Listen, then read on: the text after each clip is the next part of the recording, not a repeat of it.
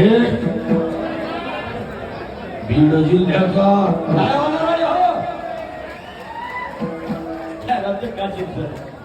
बीड जिल्ह्याचा गेवराई तालुक्याचा मनोज जरांगे पाटील आहे कोणवागिनीचा मनोज जरांगे पाटील आहे कोणवागिनीचा पाटील आहे कोणवागिनीचा मनोज जरांगे पाटील आहे कोणवागिनीचा गरीब घराण्यातून त्यांचा जन्म झाला हे आई बापाच्या पोटी नरशिव जन्माला रक्षक झाला रक्षक झाला भक्त प्रभावाचा मनोज जरांगे पाटील